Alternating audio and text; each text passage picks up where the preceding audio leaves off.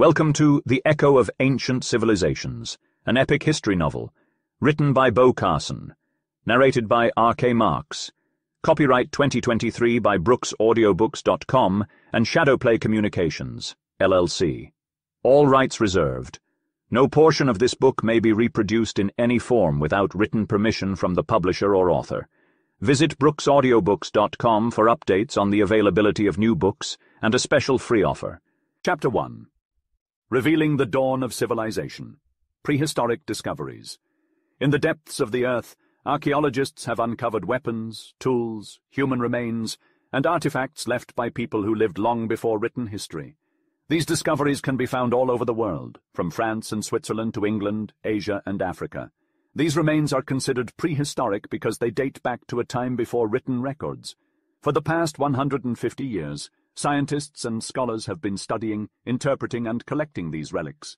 Today, many museums have entire halls dedicated to prehistoric artifacts. In Saint-Germain-en-Laye, near Paris, there is a museum entirely devoted to prehistoric remains.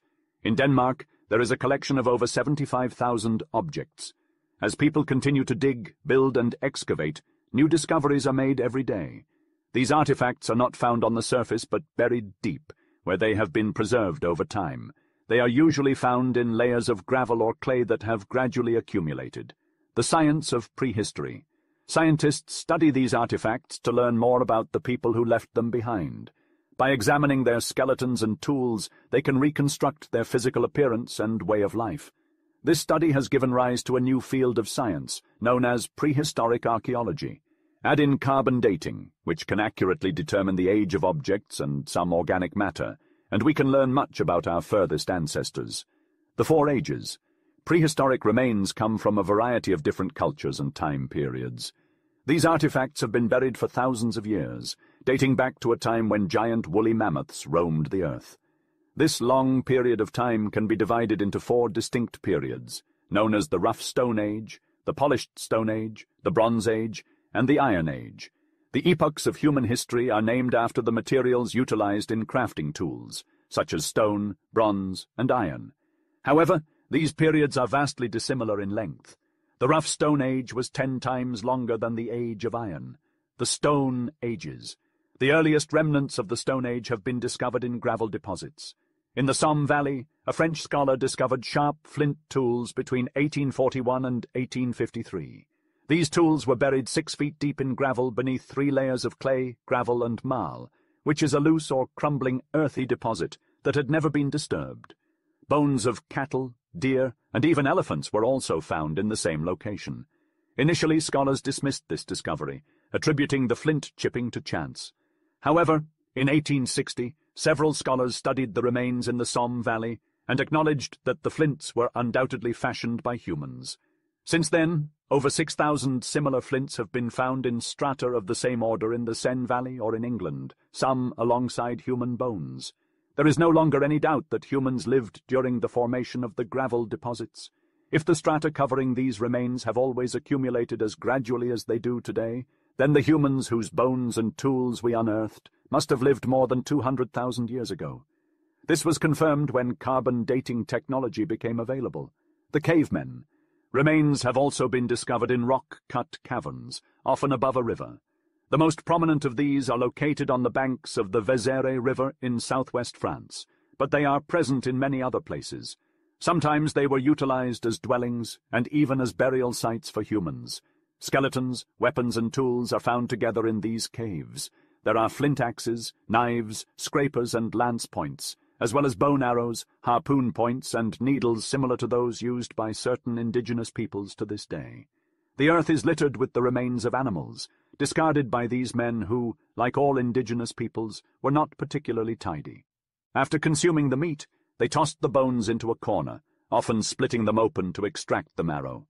Among the animal remains, one can find not only the hare, deer, ox, horse, and salmon, but also extinct creatures such as the rhinoceros, cave bear, mammoth, elk, bison, and reindeer. Some of these bones have been discovered with intricate designs engraved upon them, depicting scenes such as combat, a reindeer hunt, or a mammoth with woolly hide and curved tusks. These men were undoubtedly contemporaries of the mammoth and the reindeer, and, like the Eskimos of today, were hunters and fishermen who knew how to work with flint and kindle fires. The polished Stone Age was a time of great innovation, as evidenced by the discovery of lake villages in Switzerland. In 1854, during an unusually dry summer, the low water level of Lake Zurich revealed wooden piles that had been driven into the lake bottom, along with rudimentary utensils. These were the remains of an ancient village built over the water, and since then, over 200 similar villages have been discovered in Swiss lakes. The piles, which were trunks of trees sharpened to points and driven into the lake bottom, were required by the tens of thousands to support each village. The wooden platforms supported by the pilework served as the foundation for wooden houses covered with turf. Artifacts found among the piles revealed the lifestyle of the former inhabitants who hunted and consumed animals such as deer, boar, and elk, but were also tended domesticated animals such as oxen, goats, sheep, and dogs. They were skilled in agriculture, able to till the ground, reap, and grind their grain. In the ruins of their villages, grains of wheat and even fragments of unleavened bread have been found. They wore rough hemp cloths and sewed them into garments with bone needles. They crafted rudimentary pottery, but their technique was clumsy. Their vases were poorly fired, turned by hand, and adorned with few decorations. Like their cave-dwelling ancestors, they fashioned knives and arrows from flint. But they also learned to polish a very hard stone to make axes. This is why we call their era the Polished Stone Age. They lived much later than the cave-dwellers, and did not know of mammoths or rhinoceroses, but they were familiar with elk and reindeer, monuments of massive stone. Megaliths are massive stone structures made of enormous blocks of rough stone. Sometimes the rocks are exposed, while other times they are covered with a layer of earth. Buried megaliths are called tumuli because they resemble hills. When opened, they reveal a chamber of rock, sometimes paved with flagstones. Above-ground megaliths come in various forms. The dolmen, or rock table, is a long stone laid flat over other stones set into the ground. The cromlech, or stone circle, consists of massive rocks arranged in a circle. The menhir is a block of stone standing on its end, often with several arranged in a line. In Karnak, Brittany, 4,000 menhirs in 11 rows still stand, though there were once 10,000 in the area. Megalithic monuments are abundant in western France, especially in Brittany. Nearly every hill in England has them. The Orkney Islands, an archipelago off the northeastern coast of Scotland, contain more than 2,000. Denmark and North Germany are also dotted with these structures, and the locals refer to the tumuli as tombs of the giants. Megaliths are not exclusive to Europe. They can be found in India and along the African coast. It remains a mystery which people possessed the knowledge and ability to quarry, transport, and erect such massive stones. For a long time, it was believed that the ancient Gauls or Celts were responsible, hence the name Celtic monuments. However, the presence of similar structures in Africa and India challenges this theory. When one of these mounds still intact is opened, one always sees a skeleton, often several, either sitting or reclining. These monuments, therefore, were used as tombs. Arms, vases, and ornaments are placed at the side of the dead. In the oldest of these tombs, the weapons are axes of polished stone, the ornaments are shells, pearls, and necklaces of bone or ivory. The vases are very simple, without a handle or neck, decorated only with lines or points. Calcified bones of animals lie about on the ground, the relics of a funeral feast laid in the tomb by the friends of the dead. Amidst these bones, we no longer find those of the reindeer, a fact which proves that these monuments were constructed after the disappearance of this animal from Western Europe, and therefore at a time subsequent to that of the lake villages. The Age of Bronze. As soon as men learned to smelt metals, this technology became dominant in the manufacture of weapons. The first metal to be used was copper, easier to extract because it was easy to find, and easier to manipulate since it is malleable without the application of heat. Pure copper, however, was not used as much, as weapons made of it were too fragile, but a little tin was mixed with it to give it more resistance. It is this alloy of copper and tin that we call bronze. Bronze utensils. Bronze was used in the manufacture of ordinary tools such as knives, hammers, saws, needles, and fish hooks, in the fabrication of ornamental bracelets, brooches, and earrings, and especially in the making of daggers, lance points, axes, and swords. These objects are found by thousands throughout Europe in mounds, under the more recent dolmens, in the turf pits of Denmark, and in rock tombs. Near these objects of bronze, ornaments of gold are often seen and, now and then, the remains of a woolen garment. It cannot be due to chance that all implements of bronze are similar, and all are made with the same alloy. What people invented bronze? Nobody knows. The Iron Age. Iron, a metal harder to smelt and work than bronze, was not widely used until men learned how to use it. Once it was discovered that iron was harder and cut better than bronze, men preferred it in the manufacture of arms. In the time of Homer, iron was still a precious metal reserved for swords, while bronze was retained for other purposes. As a result, many tombs contain confused remains of utensils of bronze and weapons of iron. Iron weapons, including axes, swords, daggers, and bucklers, were ordinarily found by the side of a skeleton in a coffin made of stone or wood, as warriors had their arms buried with them. However, they were also found scattered on ancient battlefields or lost at the bottom of a marsh, which later became a turf pit. In one day, 100 swords, 500 lances, 30 axes, 460 daggers, 80 knives, and 40 stilettos, all made of iron, were found in a turf pit in Schleswig. Not far from there, in the bed of an ancient lake, a great boat 66 feet long was discovered, fully equipped with axes, swords, lances, and knives. It is impossible to enumerate all the iron implements that were found. They have not been as well preserved as bronze, as iron is rapidly eaten away by rust. Thus, at first glance, they appear older, but in reality they are more recent. The inhabitants of northern Europe knew iron before the coming of the Romans in the 1st century before Christ. In an old cemetery near the salt mines of Hallstatt in Austria, 980 tombs filled with instruments of iron and bronze were opened without finding a single Roman-era artifact. However, the Iron Age continued under the Romans. Almost always, iron objects are found accompanied by ornaments of gold and silver, Roman pottery, funeral urns, inscriptions, and Roman coins bearing the effigy of the emperor. The Ages of Humanity. The story of humanity is one of progress, of moving from one age to another. The people of every country used rough stone, polished stone, bronze, and iron, but not all at the same time.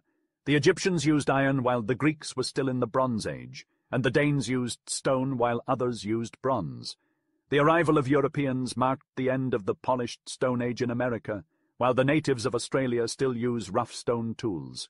The four ages do not mark periods in the life of humanity, but rather epochs in the civilization of each country. The study of prehistoric archaeology is still a young science, but we have learned much about primitive humans through the remains they left behind. Discoveries can be made at any time, and the finds are already innumerable. However, they rarely tell us what we want to know. We still do not know how long each of the four ages lasted, when they began and ended in different parts of the world, or who built the caverns, lake villages, mounds, and dolmens. When a country moves from one age to another, is it the same people with new tools, or new people altogether? Even when we think we have found the answer, a new discovery can confound us. Despite these uncertainties, three conclusions seem certain. First, humans have lived on Earth for a long time, at least as early as the geological period known as the Quaternary.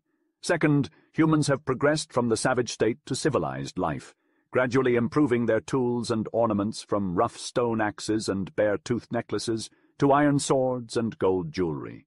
Third, human progress has accelerated over time, with each age being shorter than the one before it. The story of humanity is a long and complex one, and we have much more to learn. But with each new discovery, we come closer to understanding our past and our place in the world. Chapter 2. Oral and Written Records. Legends, the tales passed down through generations by oral tradition, are the most ancient records of people and their doings.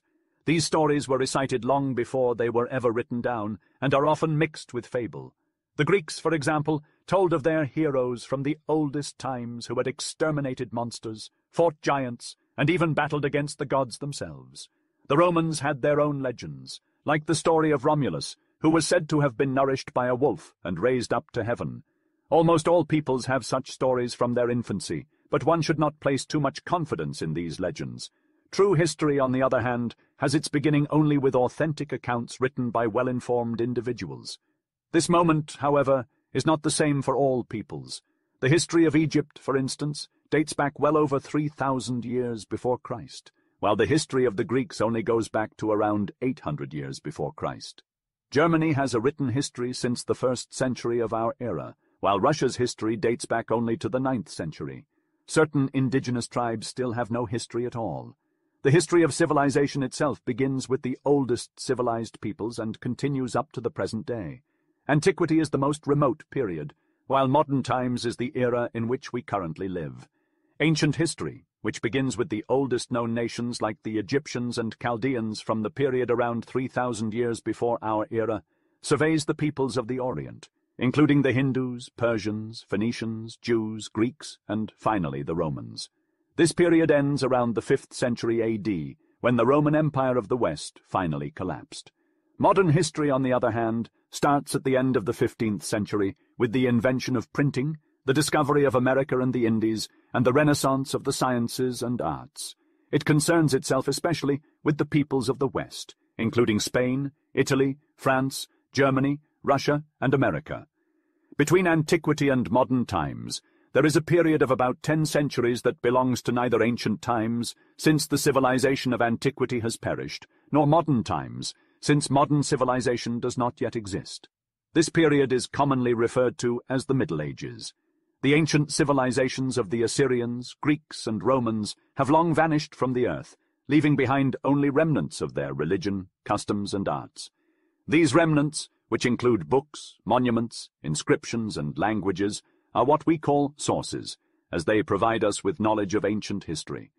Books were one of the written records left behind by ancient peoples. While some had sacred books such as the Hindus, Persians, and Jews, the Greeks and Romans passed down histories, poems, speeches, and philosophical treatises.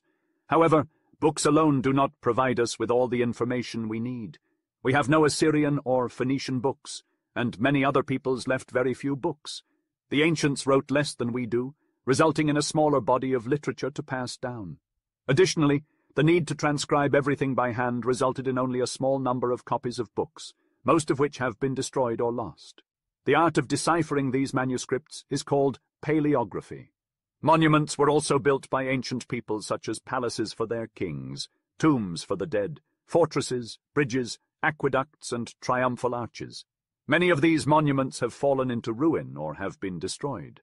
Some still stand, however, such as the pyramids, the temples of Thebes and Philae, the palace of Persepolis in Persia, the Parthenon in Greece, the Colosseum in Rome, and the Maison Carrée and Pont du Gard in France.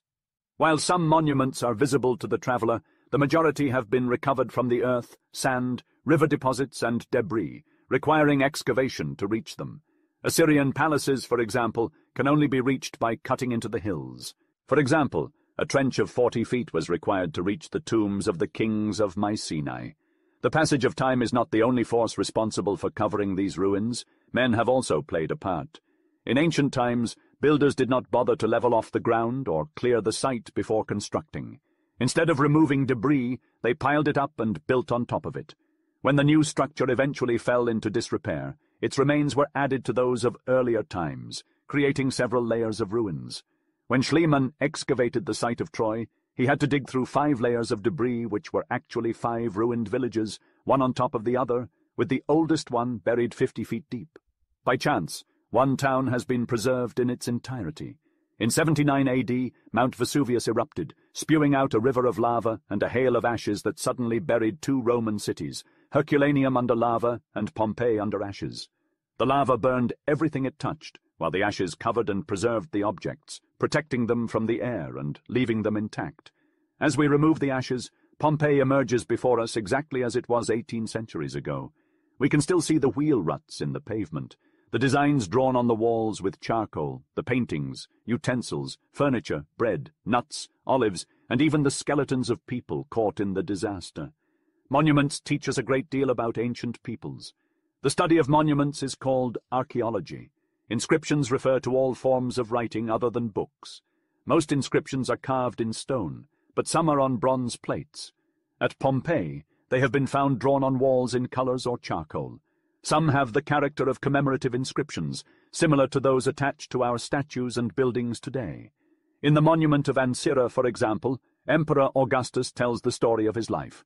The majority of inscriptions are epitaphs engraved on tombs. Others serve as public notices, containing laws or regulations that were to be made known to the people. The study of inscriptions is called epigraphy, the roots of language. The languages spoken by ancient peoples offer insight into their history. By comparing the words of two different languages, we can see that they share a common origin, indicating that the people who spoke them were descended from the same ancestors. This field of study is known as linguistics, missing pieces. In spite of all the exciting discoveries of modern archaeology, it would be a mistake to assume that books, monuments, inscriptions, and languages alone can provide a complete understanding of ancient history. While they offer many details, often the most important information eludes us. Scholars continue to excavate and decipher, and each year brings new discoveries of inscriptions and monuments. Yet there will always be gaps in our knowledge, and some of these may never be filled. Chapter 3. Ancient History of the East, the Egyptians. In the land of Egypt, the Nile reigns supreme. It is a slender yet fertile strip of land that stretches along both banks of the river, enclosed by towering mountains on either side. The Nile is approximately 700 miles long and 15 miles wide. The delta begins where the hills recede, a vast plain cut by the Nile's arms and canals. As Herodotus once said, Egypt is entirely the Nile's gift. Every year, at the summer solstice, the Nile swells with melted snow from Abyssinia, flooding the parched soil of Egypt. It rises to a height of 26 or 27 feet, and sometimes even as high as 33 feet. The entire country becomes a lake, with villages perched on eminences emerging like little islands. The water recedes in September, and by December it has returned to its proper channel. The Nile leaves behind a fertile alluvial bed that serves as a natural fertilizer. The peasant sows his crop with almost no labor on the softened earth. The Nile brings both water and soil to Egypt. Without it, Egypt would revert to a desert of sterile sand where rain never falls. The Egyptians are aware of their dependence on the Nile. A song in its honor goes like this: Greetings to thee, O Nile, who hast revealed thyself throughout the land, who comest in peace to give life to Egypt. Does it rise? The land is filled with joy, every heart exults, every being receives its food, every mouth is full. It brings bounties that are full of delight, it creates all good things, it makes the grass to spring up for the beasts. Egypt is an oasis in the midst of the African desert. It produces an abundance of wheat, beans, lentils, and all leguminous foods. Palms grow in forests, and herds of cattle and goats graze on pastures irrigated by the Nile, along with flocks of geese. Despite having a territory hardly equal to that of Belgium, Egypt still supports 5.5 million inhabitants. No country in Europe is as densely populated as Egypt, and in antiquity it was even more crowded than it is today. In the 5th century BC, Egypt was well known to the Greeks, more so than any other land in the Orient. Herodotus, a Greek historian, visited Egypt during this time and chronicled its people, customs, religion, and history. He even relayed stories he had heard from his guides. Other Greek scholars such as Diodorus and Strabo also wrote about Egypt, but they only saw the country during its decline and had no knowledge of ancient Egypt. It wasn't until the French expedition to Egypt from 1798 to 1801 that scholars were able to examine the pyramids and the ruins of Thebes and collect drawings and inscriptions. However, they were unable to decipher the hieroglyphs or Egyptian picture writings. It was believed that each sign represented a word, but this was incorrect. In 1821, a French scholar named Champollion experimented with a different system. He discovered an inscription at Rosetta in 3 forms of writing, including hieroglyphs and a Greek translation. Champollion found the letters P, T, O, L, M, I, and S in the name of King Ptolemy, which allowed him to find the entire alphabet. He then deciphered the hieroglyphs and found they were written in a language similar to Coptic, which was already known to scholars. Since Champollion's breakthrough, many scholars have traveled to Egypt and studied its history and culture. These students of Egyptology, as they are known, can be found all over Europe. A French Egyptologist named Mariette conducted excavations for the Viceroy of Egypt and established the Museum of Boulac. France also established a school of Egyptology in Cairo, which is currently directed by Maspero. Discoveries. Egypt is a land of great discoveries. The Egyptians built their tombs like houses and filled them with all kinds of objects for the use of the dead, furniture, clothing, weapons, and food. The entire country was filled with tombs that were similarly furnished. Under this extremely dry climate, everything has been preserved. and objects come to light intact after being buried for 4,000 or 5,000 years. No people of antiquity have left so many traces of themselves as the Egyptians, and none are better known to us. The Egyptian Empire, antiquity of the Egyptian people. An Egyptian priest once said to Herodotus, "You Greeks are only children." The Egyptians considered themselves the oldest people in the world. Down to the Persian conquest in 520 BC, there were 26 dynasties of kings. The first dynasty dates back 4,000 years, and during these 40 centuries, Egypt had been an empire.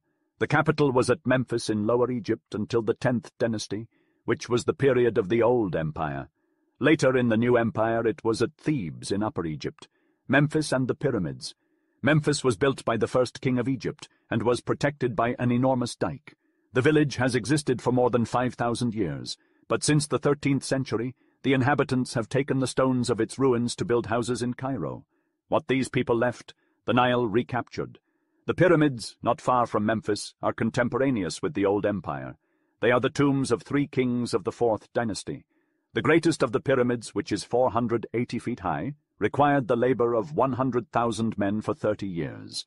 To raise the stones for it, the Egyptians constructed gradually ascending platforms that were later removed when the structure was completed. Egyptian civilization. The statues, paintings, and instruments discovered in the tombs of this epoch provide evidence of a highly civilized people.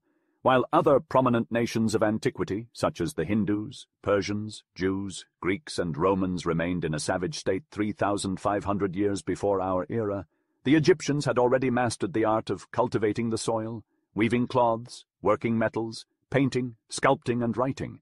They had an organized religion, a king, and an administration. Thebes. In the 11th dynasty, Thebes replaced Memphis as the capital.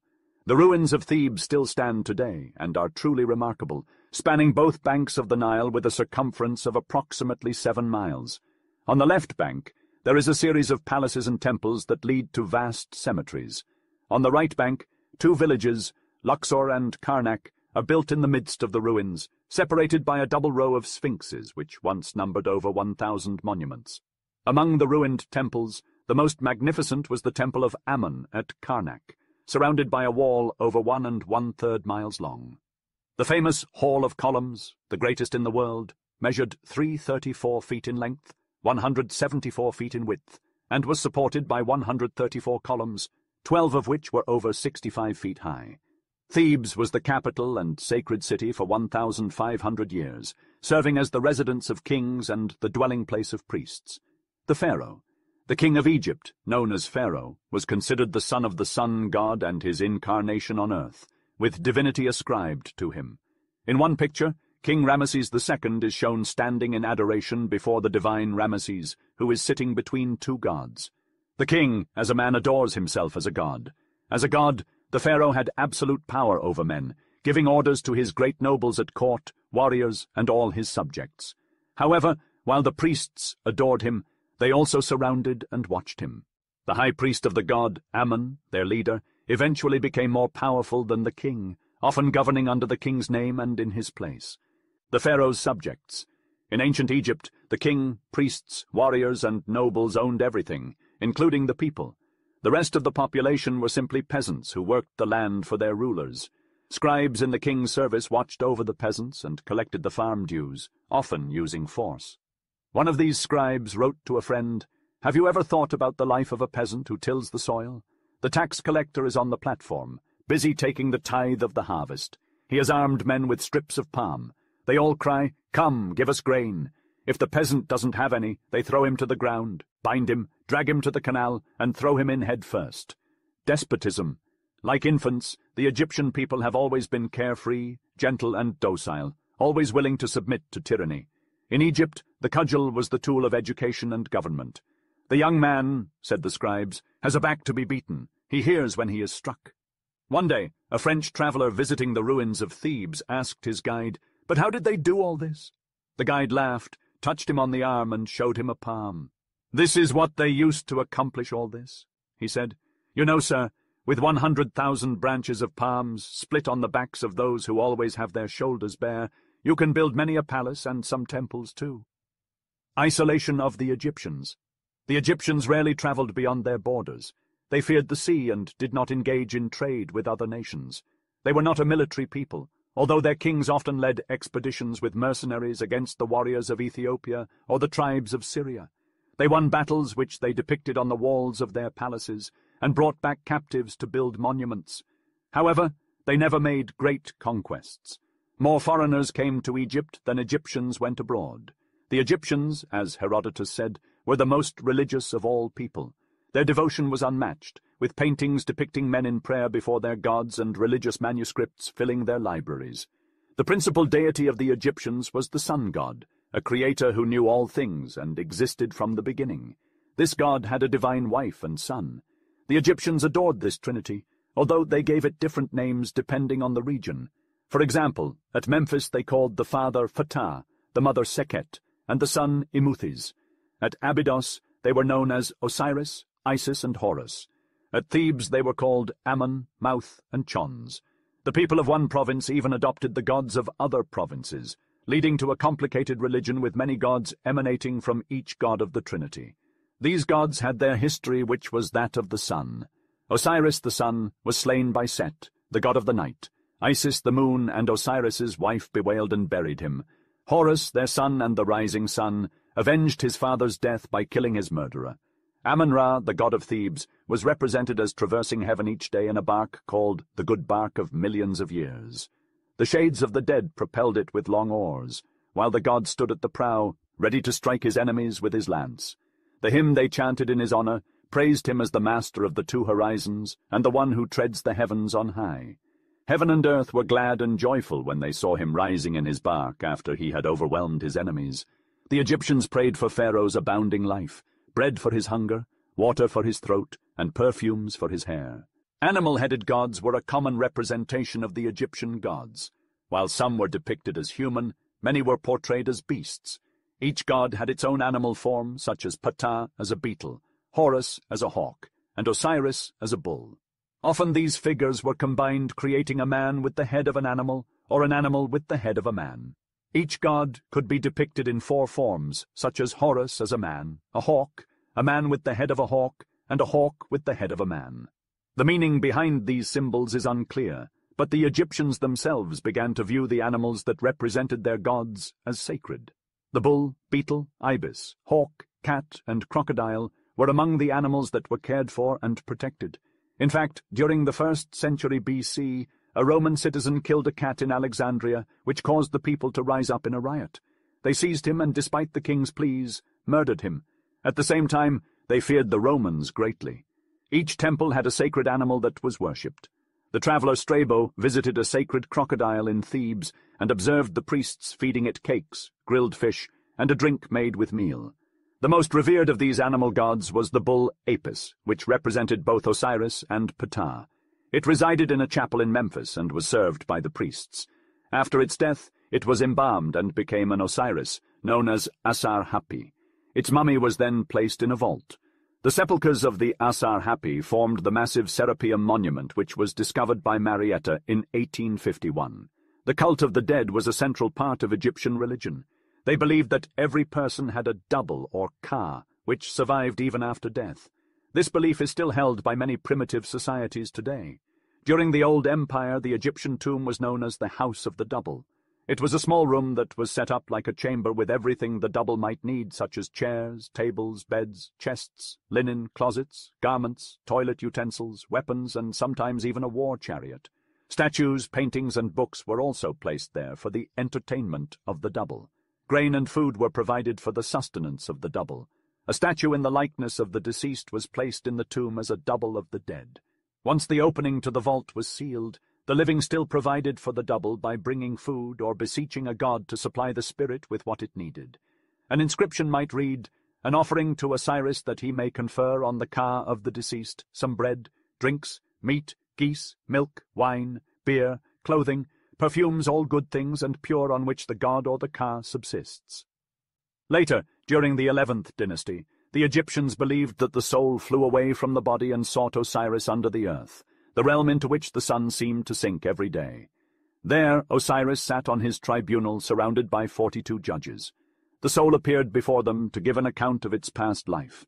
Its actions were weighed in the balance of truth, and its heart was called to witness.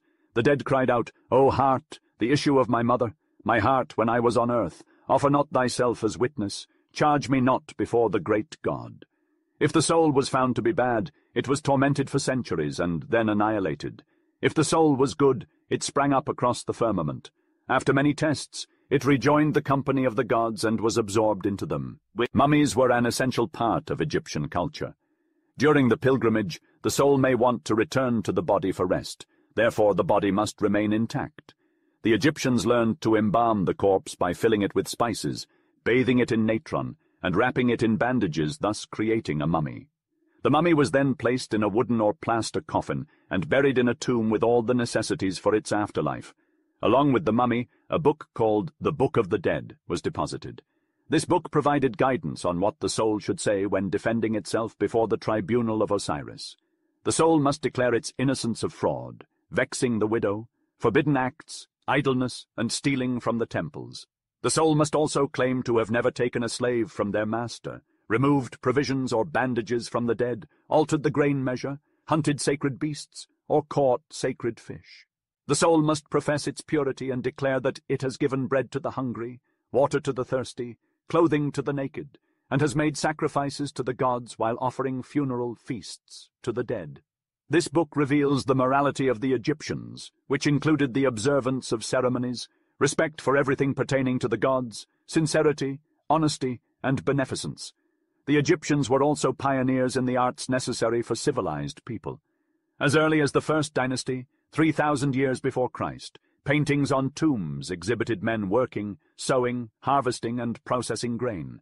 They also depicted herds of cattle, sheep, geese, and swine, as well as people dressed in rich clothing, processions, and feasts where the harp was played. The Egyptians knew how to manipulate gold, silver, and bronze, and manufacture arms and jewelry, glass, pottery, and enamel. They also wove garments of linen and wool, as well as cloths that were transparent or embroidered with gold. The architects of ancient times were the most venerable artisans in the world. They constructed colossal monuments that seem to last forever. Even after all this time, they remain impervious to destruction. They didn't build for the living, but for the gods and the dead, namely temples and tombs. Only a small amount of their houses' debris remains, and even the palaces of their kings, when compared to their tombs, seem like mere inns in the language of the Greeks. The house was meant to serve only for a lifetime, while the tomb was for eternity. The Great Pyramid is an example of a royal tomb, and most ancient tombs had this form. In Lower Egypt, rows of pyramids still remain scattered around, some larger, others smaller, serving as the tombs of kings and nobles. Later on, tombs were constructed underground, some under the earth, while others were cut into the granite of the hills. Each generation needed new tombs, which was the reason why Necropolis, the richer and greater city of the dead, was built near the town of living people. The gods also required eternal and splendid dwellings. Their temples included a magnificent sanctuary, the dwelling of the god. These structures were surrounded by courts, gardens, chambers where the priests lodged, and wardrobes for their jewels, utensils, and vestments. This combination of edifices, the work of many generations, was encircled by a wall. The Temple of Ammon at Thebes was the result of the combined labor kings of all the dynasties beginning from the 12th to the last. Ordinarily, in front of the temple was a great gateway that consisted of two pyramidal towers with inclined faces called pylons. On either side of the entrance stood an obelisk, a needle of rock with a gilded point, or perhaps a colossus in stone representing a sitting giant. The long avenue leading to the temple entrance was often lined with sphinxes. Pyramids, pylons, colossi, sphinxes, and obelisks characterize this architecture. Everything is massive, compact, and, above all, immense. Hence, these monuments appear clumsy but indestructible. Sculpture. The ancient Egyptian sculptors began their craft by imitating nature. The oldest statues are striking for their lifelike quality and are likely portraits of the deceased. One such example is the famous squatting scribe of the Louvre. However, starting with the 11th dynasty, sculptors were no longer free to represent the human body as they saw fit. They were required to follow conventional rules dictated by religion. As a result, all statues began to resemble one another, with parallel legs, joined feet, crossed arms on the chest, and a motionless figure. Although often majestic, the statues became stiff and monotonous. Art had ceased to reproduce nature and had become a conventional symbol: painting. The Egyptians used very solid colors in their paintings which remain fresh and bright even after 5,000 years. However, they were not skilled in coloring designs and knew neither tints, shadows, nor perspective. Like the works of sculpture, paintings were subject to religious rules and were therefore monotonous. If 50 people were to be represented, the artist made them all look alike. Literature. The literature of the Egyptians is found in the tombs. It includes not only books on medicine, magic, and piety, but also poems, letters, accounts of travels, and even romances. Destiny of the Egyptian civilization. Even after the fall of their empire, the Egyptians conserved their customs, religion, and arts. As subjects of the Persians, then the Greeks, and finally the Romans, they maintained their old usages, hieroglyphics, mummies, and sacred animals. However, between the 3rd and 2nd centuries AD, Egyptian civilization slowly faded away. Chapter 4. The Assyrians and the Babylonians. Chaldea.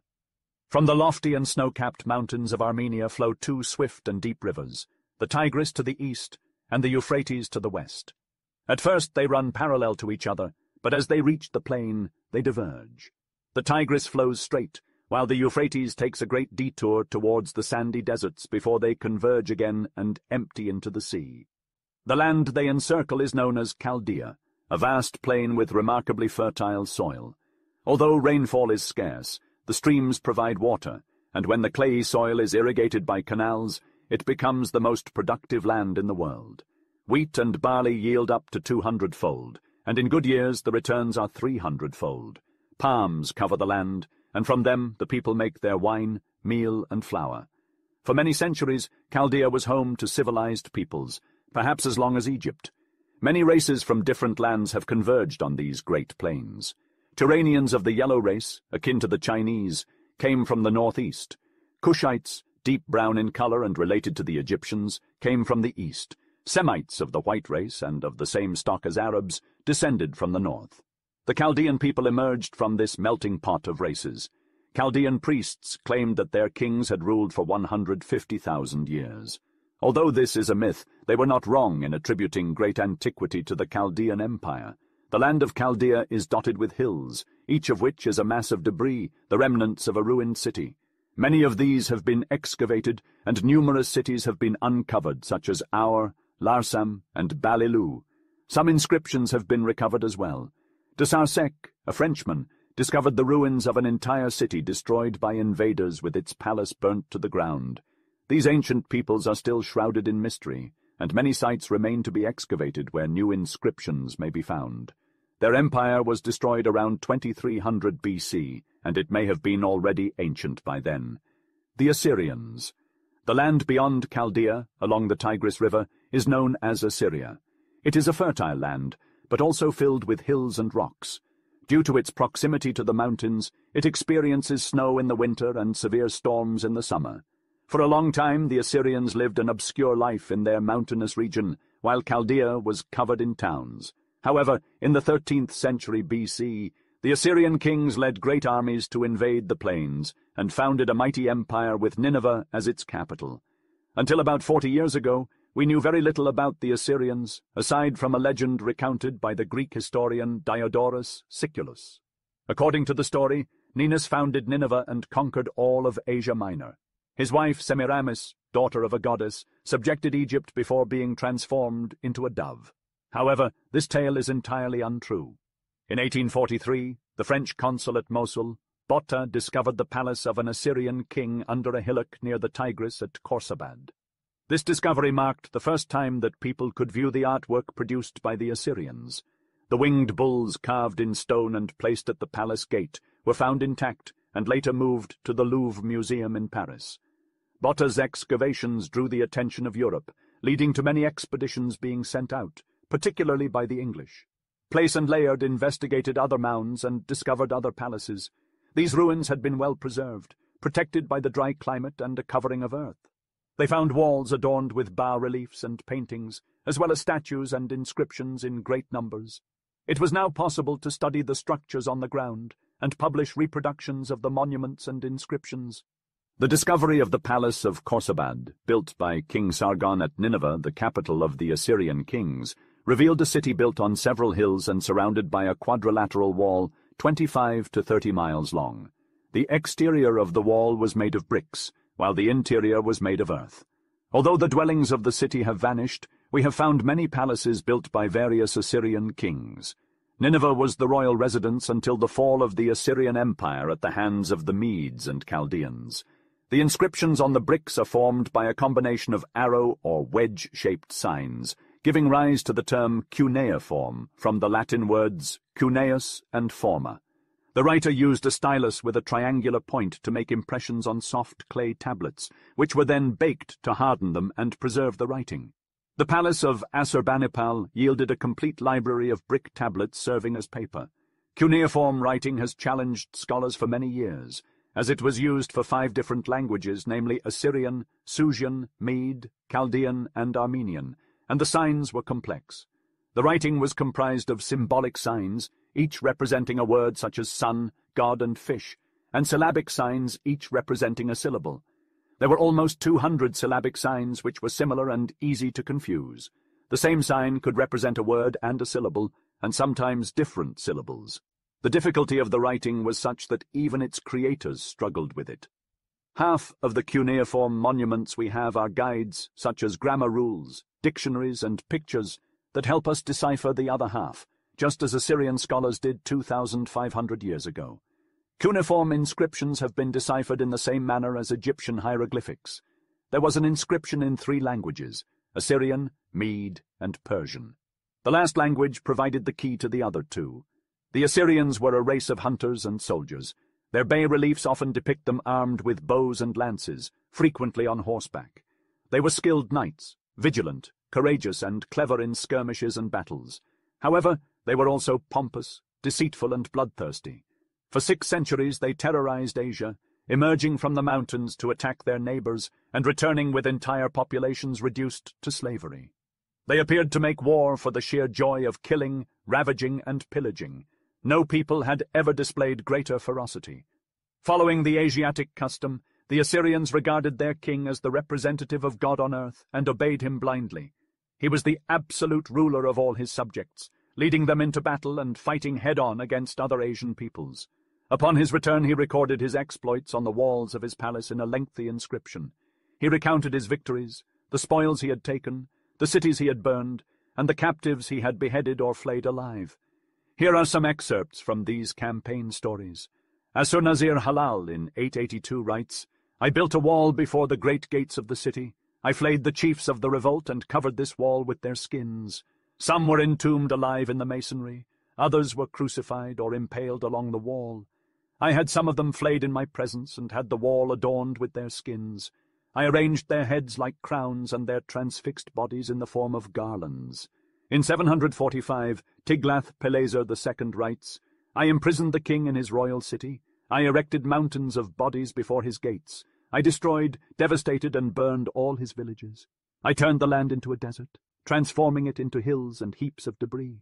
In the 7th century BC, Sennacherib boasted, "I swept through like a hurricane of destruction. On the soaked earth, the armor and weapons floated in the blood of my enemies like a river.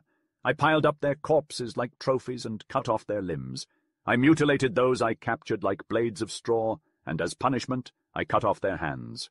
A bas-relief depicting the surrender of Susa to Assurbanipal shows the conquered chiefs being tortured by the Assyrians. Some had their ears cut off, others had their eyes gouged out, and some were flayed alive. Clearly these kings took pleasure in burnings, massacres, and tortures.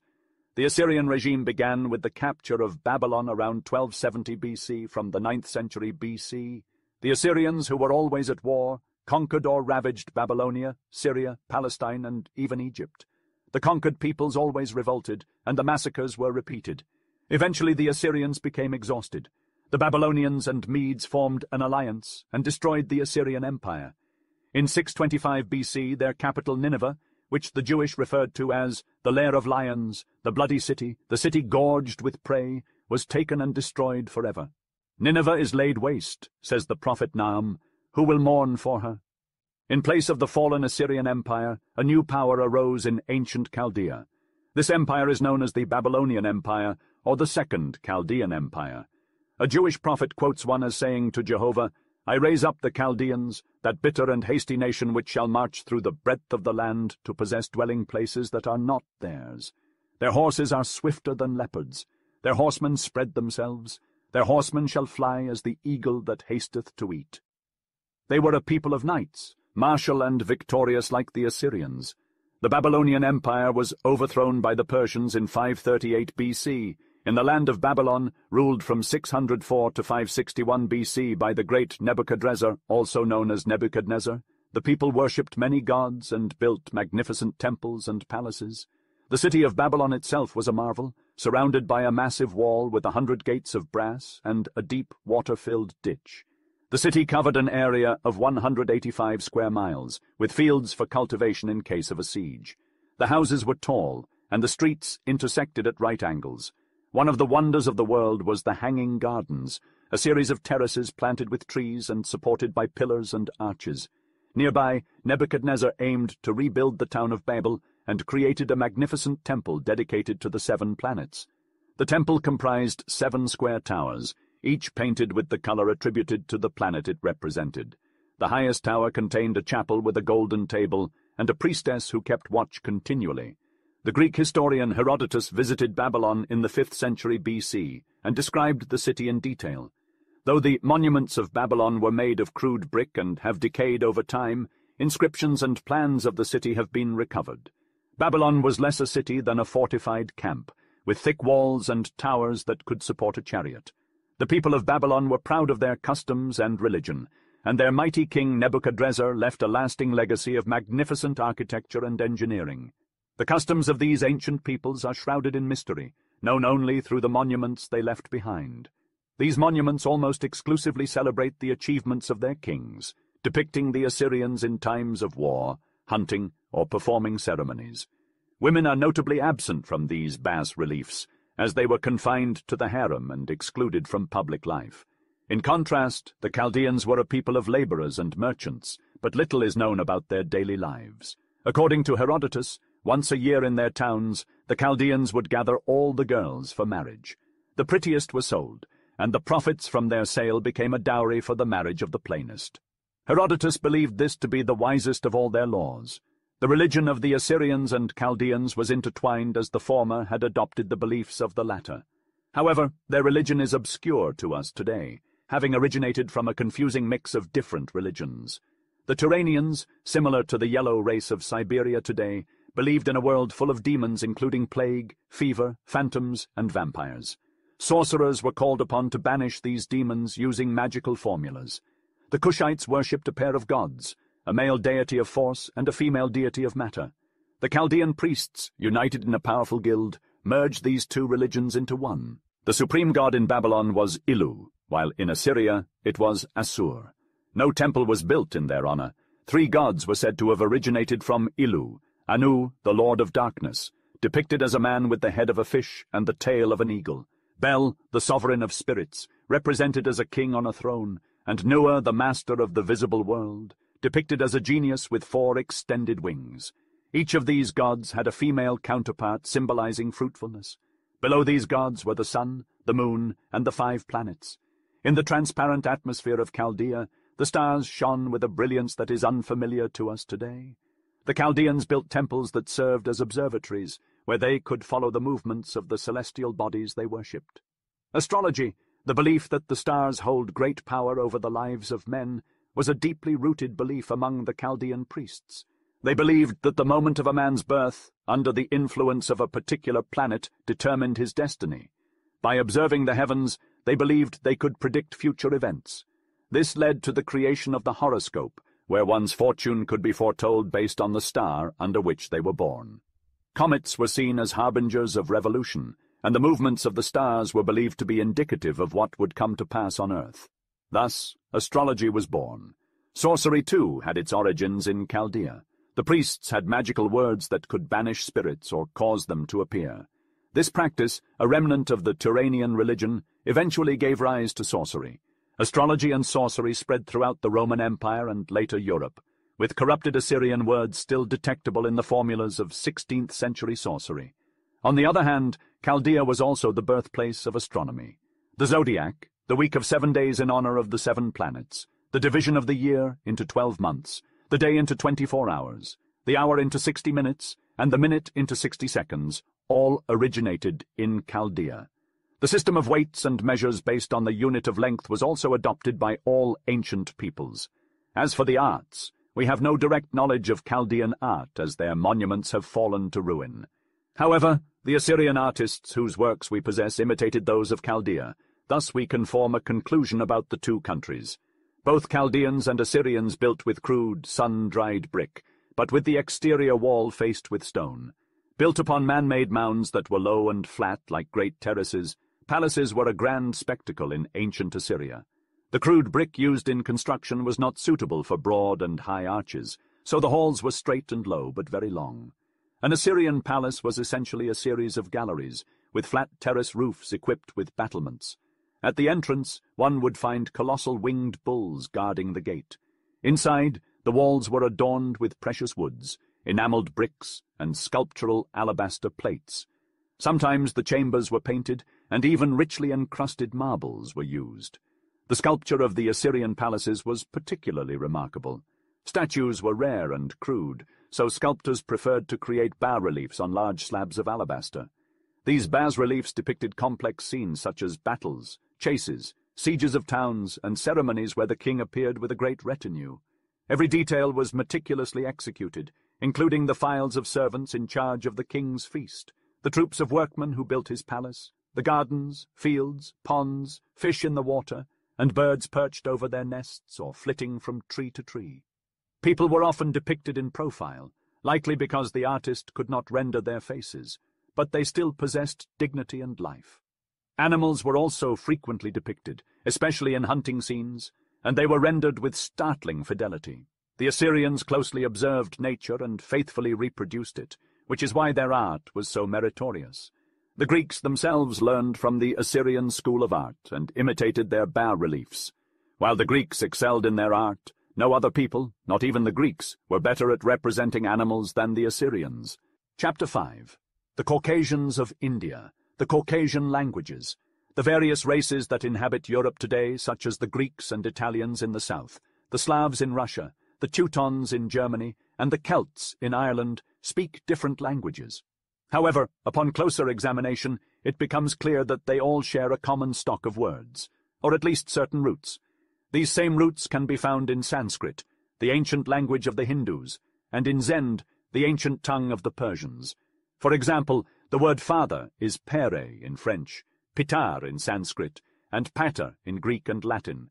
It is the same word pronounced in various ways.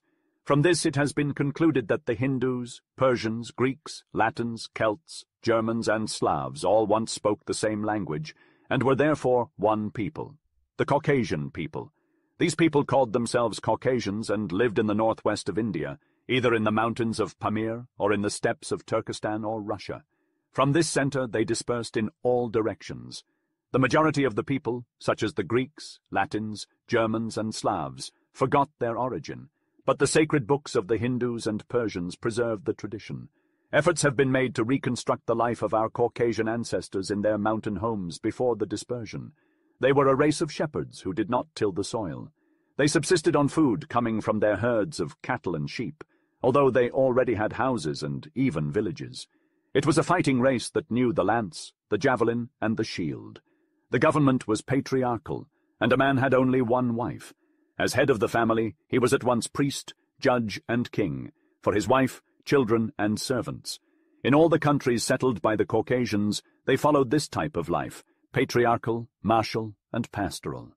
The tale of the Hindus begins with the arrival of the Caucasians in India some 2,000 years before our time. These tribes crossed the Hindu Kush passes and discovered the fertile plains of the Indus. There they found dark-skinned, flat-headed, and prosperous people whom they called Dasyus, or the enemy. The Caucasians waged war against them for centuries, ultimately subjecting or exterminating them, and gradually took over the entire Indus Valley, which they named after themselves, Hindus. The Hindus had a tradition of chanting hymns, or Vedas, in honor of their gods during their ceremonies. These hymns were compiled into a vast collection that has survived to the present day. The Caucasians had not yet crossed the Indus when the hymns were collected, making them the oldest religion of the Hindus. The Hindu gods are called devas, which means resplendent. Anything that shines is considered a divinity, including the heavens, the dawn, the clouds, and the stars, but the sun and fire are especially revered. Indra, the sun, is the most powerful of the gods. He is known as the Mighty One, the king of the world, and the master of creatures. Indra traverses the heavens on a chariot drawn by azure steeds, and he hurls thunderbolts, sends rain, and banishes clouds. India is a land of violent storms, and the Hindus explained this phenomenon in their own way. They saw the black cloud as an envelope containing the waters of heaven, which they called the gleaming cows of Indra. When a storm gathers, an evil genius in the form of a three-headed serpent named Vritra drives away the cows and encloses them in a black cavern. The faraway rumblings of thunder are the bellowing of the cows. Indra then sets out to find them, striking the cavern with his club, which creates the thunderbolt, and the forked tongue of the serpent, which creates the lightning. Eventually, Indra vanquishes the serpent, the cave opens, and the waters fall on the earth, making Indra the victor, and he appears in glory. Agni, the tireless, is considered by the Hindus to be another form of the sun. They produce it by rubbing two pieces of wood together, and believe that the fire comes from the wood, and that the rain has placed it there. They conceive it as the fire of heaven descended to earth. When one places it on the hearth, it springs up as if it would ascend toward heaven. Agni dissipates darkness, warms mankind, and cooks their food. It is the benefactor and protector of the house. It is also the internal fire, the soul of the world. Even the ancestor of the human race is the son of lightning. Thus, heat and light, sources of all life, are the deities of the Hindus. To adore their gods, they strive to reproduce what they see in heaven. They ignite a terrestrial fire by rubbing sticks together and nourishing it by depositing butter, milk, and soma, a fermented drink, on the hearth. To delight the gods, they give cake and fruit offerings and animal sacrifices like cattle, rams, and horses. They then invoke them, chanting hymns to their praise.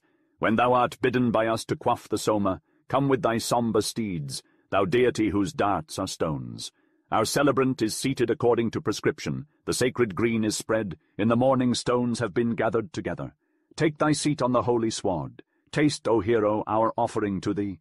Delight thyself in our libations and our chants, vanquisher of Vritra, thou who art honored in these ceremonies of ours, O Indra.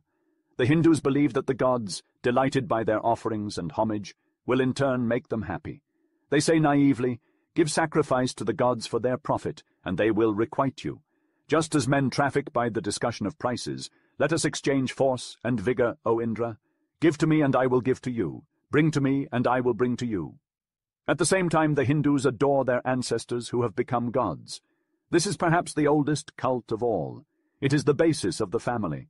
The father, who has transmitted the fire of life to his children, makes offerings and sacrifices and utters prayers to gods and ancestors every day at his hearth fire, which must never be extinguished. Here it is seen that among Hindus, as among other Caucasians, the father is at once a priest and a sovereign. The Brahmanic society. The Hindus, crossing the Indus between the 14th and 10th centuries BC, conquered the vast plains of the Ganges. Settling in this fertile land, amidst a people of slaves, they gradually changed their customs and religion, establishing the Brahmanic society. Many works in Sanskrit from this time, including the Vedas, form the sacred literature of the Hindus. The principal works are the great epic poems, the Mahabharata, with over 200,000 verses, the Ramayana with 50,000 verses, and the laws of Manu, the sacred code of India. In this new society, there were no longer poets who chanted hymns to the gods, as in the time of the Vedas. The men who knew the prayers and ceremonies became theologians by profession, and the people revered and obeyed them. Their conception of the structure of society was as follows. The supreme god, Brahma, produced 4 kinds of men, to each of whom he assigned a mission. From his mouth he drew the Brahmins, who were the theologians, charged with studying, teaching the hymns, and performing the sacrifices. The Kshatriyas came from his arms. These were the warriors charged with protecting the people. The Vaishyas proceeded from the thigh. They raised cattle, tilled the earth, loaned money at interest, and engaged in commerce. The Shudras issued from his foot. Their only mission was to serve all the others. There were already theologians, warriors, and artisans among the Caucasian people, with aborigines reduced to slavery below them. These were classes that one could enter and from which one could withdraw. But the Brahmins determined that every man should be attached to the condition in which he was born for all time, and the same holds true for his descendants. The son of a workman could never become a warrior, nor the son of a warrior a theologian. Thus each is chained to his own state. Society is divided into 4 hereditary and closed castes. The unclean. In India, those who do not belong to one of the 4 castes are considered unclean and are excluded from society and religion. The Brahmins have classified 44 grades of outcasts, with the lowest being the pariahs. Even their name is an insult. Outcasts cannot practice any honorable trade or approach other men. They can only possess dogs and donkeys, as these are unclean beasts. Outcasts must wear the garments of the dead, use broken pots as plates, and wear iron ornaments. They must constantly move from one place to another. The Brahmins. In the Indian caste system, the Brahmins hold the highest position. They are considered the first among men, higher than warriors and kings. Even a 10-year-old Brahmin is considered more of a father than a 100-year-old Kshatriya. The Brahmins are not priests like those in Egypt and Chaldea, but they are knowledgeable about religion and spend their time reading and meditating on sacred books. They live off of presents given to them by others. Today, they remain the dominant class in India. Because they only marry among themselves, they have preserved the Caucasian type better than other Hindus and have a clearer resemblance to Europeans. The new religion of Brahma. The Brahmins did not abandon the ancient gods of the Vedas. They continued to worship them. However, they created a new god through sheer ingenuity. When prayers are directed towards the gods, the deities are made to comply with the demands made on them, as if they believed that prayer was more powerful than the gods themselves.